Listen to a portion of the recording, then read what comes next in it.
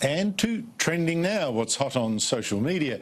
Well, burning up the internet have been the fires in Brazil's Amazonian rainforest, which many journalists and activists of the left say are bigger than ever, and blaming on Brazil's newish leader, President Bolsonaro, him being of the right.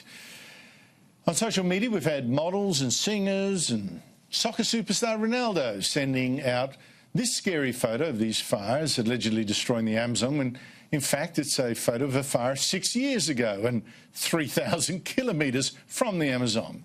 But never mind, Leonardo DiCaprio, the actor and global warming activist, has sent this other picture then, as have other celebrities like Madonna and France's President Macron, who sobs, "Our house is burning." Literally, the Amazon rainforest, the lungs which produces 20% of our planet's oxygen, is on fire.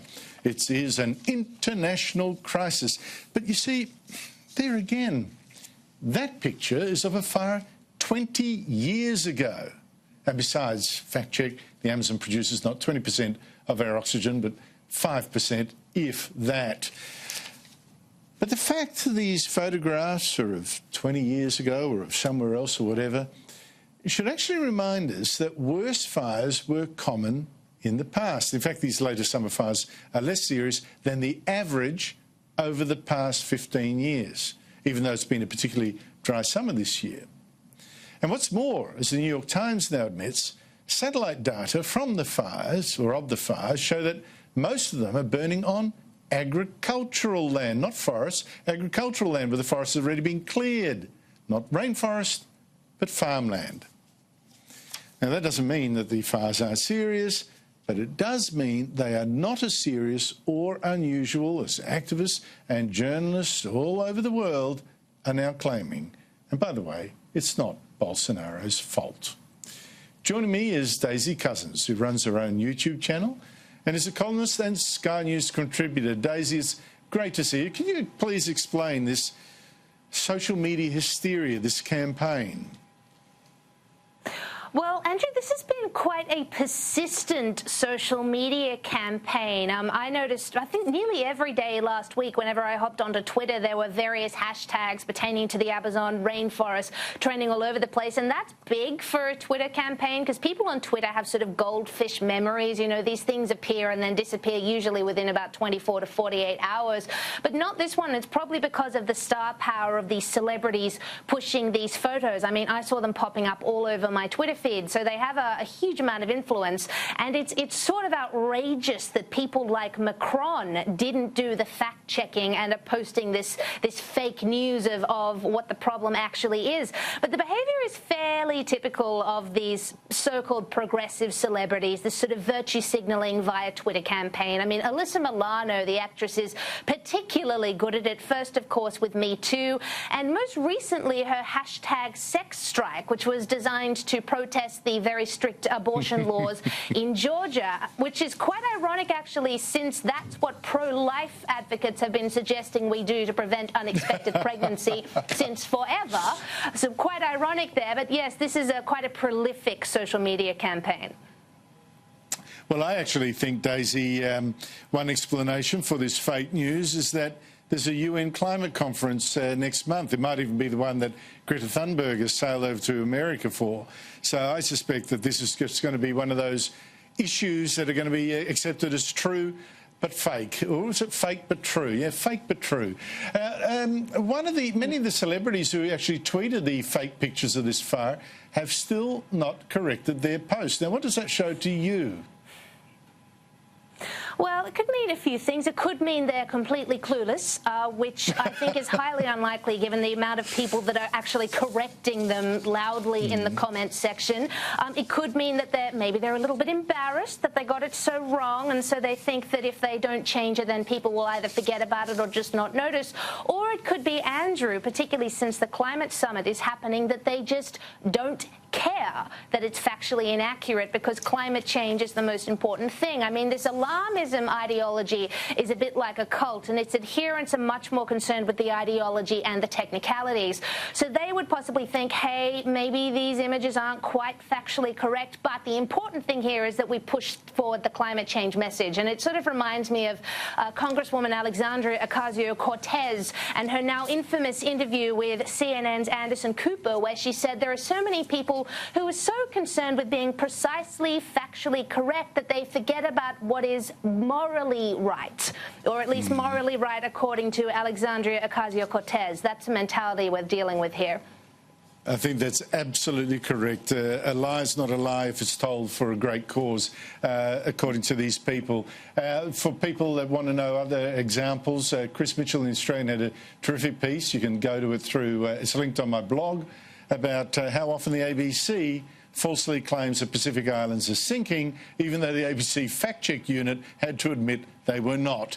Now, to another thing on social media, One Nation leader Pauline Hanson was suspended from Twitter last week for suggesting that electric cattle prods could be used to move along the global warming protests that have been blocking up Brisbane's streets. Now, Daisy, Twitter suspension has only now been lifted, 4 days or something. Can you tell me, how did Hanson offend their rules with her post, and was Twitter right to ban her? Well, look, Andrew, even though Pauline Hanson's post was quite clearly tongue-in-cheek, she didn't actually mean it. It probably did actually break Twitter's terms of service, because even though it was a joke, under their rules, technically they'd interpret it as her inciting violence against a group of people, even though it was just a joke.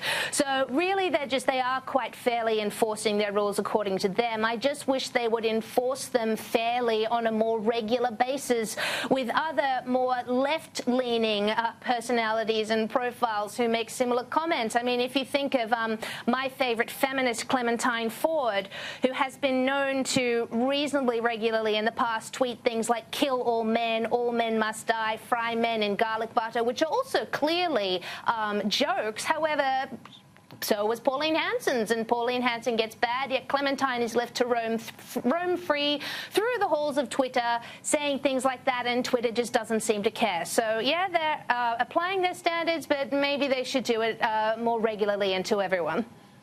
Well, there have been other claims, of course, that Twitter has got an anti-conservative bias, Facebook to some extent as well. Donald Trump has been complaining about it. Is that a view that you hold as well?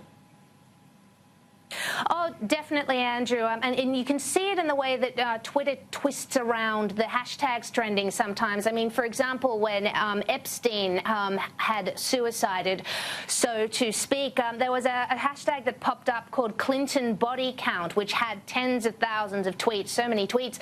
But no sooner had it popped up than it disappeared and was replaced with hashtag Trump Body Count, as if Trump had instigated it instead of the Clintons, even though the Trump Body Count hashtag had tens of thousands of tweets less than Clinton body count. So a little bit of Twitter fiddling there. And of course, we saw last year on Facebook with the sudden banning of Miley Yiannopoulos, Paul Joseph Watson, Laura Loomer and Alex Jones at the same time from Facebook for no perceivable offence other than the fact there's an election coming up. I think there's been some very fishy behaviour, anti-conservative behaviour from Facebook, Twitter et al. For sure.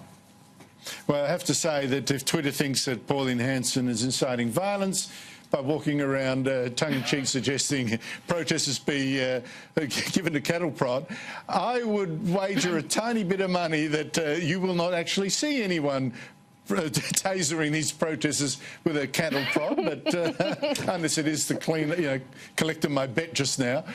President Donald Trump was this year called a racist, just I think last month, for saying the city of Baltimore was rat-infested, which it actually is, no doubt about that.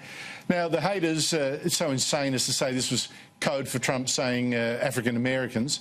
But now it's getting even harder, Daisy, to speak honestly about social problems in America's cities, because I just read this incredible edict from the City Council of San Francisco, which is a very left-wing city, it's voted to stop using the words felon, offender, convict, and instead say that a freed prisoner is a formerly incarcerated person, or this is even better, a justice-involved person, or even a, quote, returning resident. What do you make of this?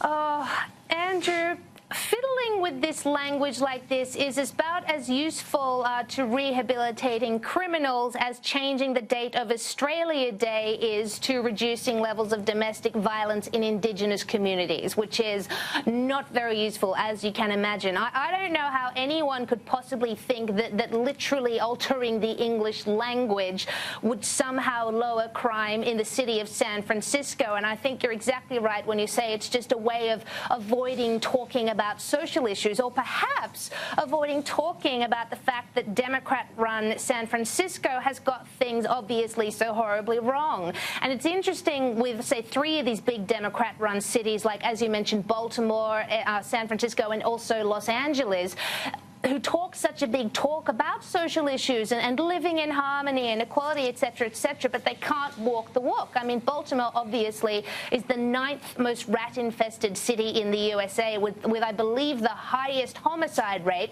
And as for Los Angeles, well, that's got so trash-infested that there has been an outbreak of typhus because of the rats, and some of the rats are so diseased they're actually carrying the bubonic plague. So people are living in medieval conditions. But no, let's change the way that let's eliminate the word felon and convict, and that'll solve all of San Francisco's problems, surely. There are also an outbreak of human feces in the streets of San Francisco. You know what it is. I think it goes back to my editorial. It's an attempt to abolish the notions of guilt and shame as well, which have been socially very useful in making people tread the straight and narrow. Daisy Cousins, thank you so much indeed for your time. Thanks so much for having me, Andrew.